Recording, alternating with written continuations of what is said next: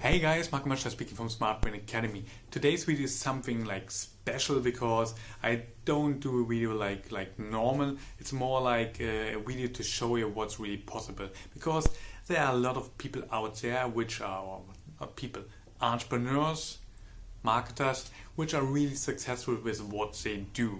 And all the other people always ask, oh man, there must be a secret. They must have a secret. They must have something special that they achieved that much success. And one of those guys is Arnold Schwarzenegger. You know him probably because he's one of the biggest bodybuilders out there, a really great actor, at least for me, because I like his movies. And he's also a good entrepreneur. He made a lot of money with a lot of really good stuff. Now, he shared some of his secrets. Let's call it secrets. He is calling it rules, his rules of success. Now, in this video, you can see those. There are like 6 rules of success from Arnold Schwarzenegger. So stay tuned, and I hope you get something out of it, because all those rules are really great. Have fun. I can explain how I became successful and who I am today by going through what I call Dr. Schwarzenegger's 6 rules of success. Now, of course, people ask me all the time. They say to me, what is the secret to success? And I give them always this short version. I say, number 1, come to America. Number 2, work your butt off.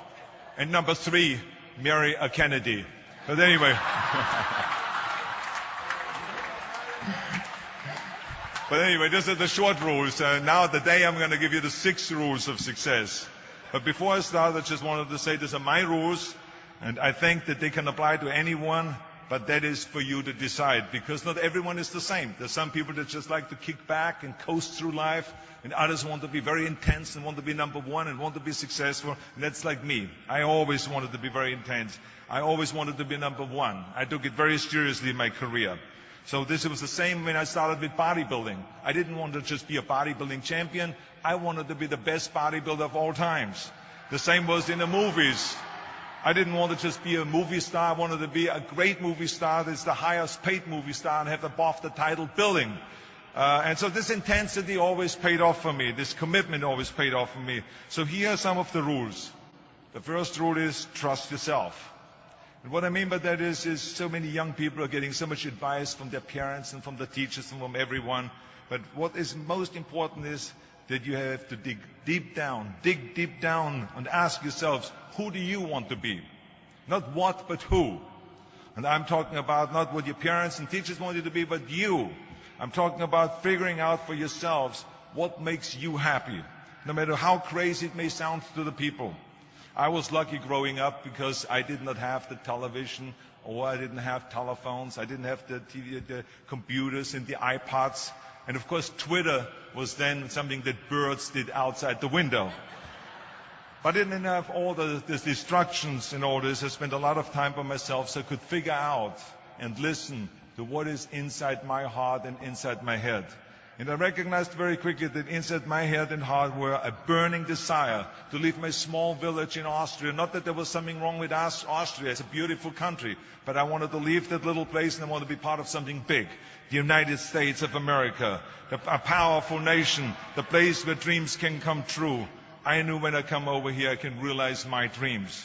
And I decided that the best way for me to come to America was to become a bodybuilding champion, because I knew that was my ticket. The instant that I saw a magazine cover of my idol, Reg Park. He was Mr. Universe, he was starring in Hercules movies, he looked strong and powerful, he was so confident. So when I found out he got that way, I became obsessed, and I went home and I said to my family, I want to be a bodybuilding champion. Now you can imagine how that went over in my home in Austria. My parents, they couldn't believe it. They would have been just happy if I would have become a police officer like my father, or married someone like Heidi, who had a bunch of kids and ran around like the Van Trapp family in Sound of Music. That's what my family had in mind for me, but something else burned inside me. Something burned inside me. I wanted to be different. I was determined to be unique.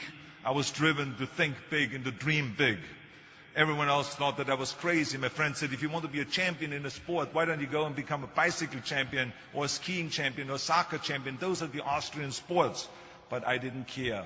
I wanted to be a bodybuilding champion and use that to come to America and use that to go into the movies and make millions of dollars. So, of course, for extra motivation, I read books on strongmen and on bodybuilding and looked at magazines. And one of the things I did was I decorated my bedroom window, my bedroom wall. Right next to my bed, there was this big wall that I decorated all with pictures. I hung up pictures of strongmen and bodybuilders and wrestlers and boxers and so on. And I was so excited about this great decoration that I took my mother to the bedroom and I showed her. And she shook her head. She was absolutely in shock. And tears started running down her eyes. And she called the doctor. She called our house doctor. And she brought him in, and she explained to him, there's something wrong here. She said, she looked at the wall with the doctor, and she says, where did I go wrong? I mean, all of Arnold's friends have pictures on the wall of girls. And Arnold has all these men, but it's not just men, they're half naked. And they're oiled up with baby oil. I mean, what is going on here? Where did I go wrong? So you can imagine, the doctor shook his head, and he said, there's nothing wrong. At this age, you have idols, and you go and have those. This is just quite normal. So this is rule number one. I wanted to become a champion. I was on a mission. So rule number one is, of course, trust yourself no matter how and what anyone else thinks. And of course, rule number two is break the rules. We have so many rules in life about everything. I say break the rules, not the law, but break the rules. My wife has a T-shirt.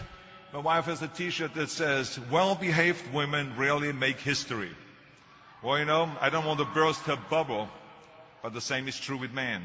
It is impossible to be a maverick or a true original if you're too well-behaved and don't want to break the rules. You have to think outside the box. That's what I believe. After all, what is the point of being on this earth if all you want to do is be liked by everyone and avoid trouble? The only way that I ever got any place was by breaking some of the rules. After all, I remember that after I was finished with my bodybuilding career, I wanted to get into acting, and I wanted to be a star in films. You can imagine what the agents said when I went to meet all those agents. Everyone had the same line that it can't be done. The rules are different here. It says, look at your body. You have this huge, monstrous body, overly developed, that doesn't fit into the movies. You don't understand. This was 20 years ago, the Hercules movies. Now there's the little guys that are in. Dustin Hoffman, Woody Allen, Jack Nicholson, before he gained weight, of course, that is. But anyway, those are the guys that were in. And the agent also complained about my accent. He says, no one ever became a star with an accent like that, especially not with a German accent. And yes, I can imagine with your name, Arnold Schwarzenegger or whatever the name is, on a billboard. Yeah, that's going to draw a lot of tickets and sell a lot of tickets. Yeah, right. So this is the kind of negative attitude they had, but I didn't listen to those rules. Even though they were very nice and they said, look, we can get you some bit parts. We can get you to be, playing a wrestler or a bouncer. Oh, maybe with your German accent, we can get you to be a Nazi officer in Hogan's Heroes or something like that. But, I didn't listen to all this. These were their rules, not my rules. I was convinced I could do it, that if I worked as hard as I did in bodybuilding, 5 hours a day, and I started getting to work, I started taking acting classes, took English classes, took speech classes, dialogue classes, accent removal classes I even took. I remember running around, a fine wine grows on a vine. You see, because Germans had difficulties with the F and the W and the V. So fine wine grows on a vine. I know what some of you now say is, I hope that Arnold got his money back. But let me tell you something. I had a good time doing those things, and it really helped me. And finally, I broke through. I broke through, and I started getting the first parts in TV, streets of San Francisco. Lucille Ball hired me. I made Pumping Iron, Stay Hungry, and then I got the big break in Conan the Barbarian. And there the director said, if we wouldn't have Schwarzenegger, we would have to build one. Now think about that. And then when I did Terminator, I'll be back. Became one of the most famous lines in a movie history, all because of my crazy accent. Now think about it. The things that the agent said will be totally a detriment and it would be impossible for me to get a job, all of a sudden became an asset for me. All of those things, my accent, my body and everything. So it just shows you never listen that you can't do something. And you have to work your way up, of course, run for something else first. I mean, it was the same when I ran for governor. The same lines that you have to work your way up, it can't be done. And then, of course, I ran for governor, and the rest, of course, is history. They said you have to start with a small job as mayor, and then as assemblyman, and then as lieutenant governor, and then as governor. And they said, that's the way it works in a political career. I said, I'm not interested in a political career. I want to be a public servant. I want to fix California's problems and bring people together and bring the parties together. So, like I said, I decided to run. I didn't pay attention to the rules, and I made it, and the rest is history. Which, of course, brings me to rule number 3. Don't be afraid to fail. Anything I've ever attempted, I was always willing to fail.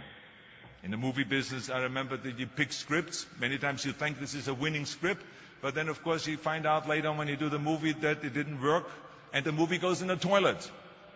Now, we have seen my movies, I mean, Red Sonja, Hercules in New York, Last Action Heroes, those movies went in the toilet. But that's okay, because at the same time I made movies like Terminator and Conan and True Lies and Predator and Twins that went through the roof. So you can't always win, but don't be afraid of making decisions. You can't be paralyzed by fear of failure, or you will never push yourself. You keep pushing because you believe in yourself and in your vision. And you know that it is the right thing to do, and success will come. So don't be afraid to fail. Which brings me to rule number 4, which is don't listen to the naysayers. I mean, how many times have you heard that you can't do this and you can't do that and it has never been done before? Just imagine if Bill Gates had quit when people said it can't be done. I hear this all the time. As a matter of fact, I love it when someone says that no one has ever done this before, because then when I do it, that means that I'm the first one that has done it. So pay no attention to the people that say it can't be done. I remember my mother-in-law, Eunice Kennedy Shriver.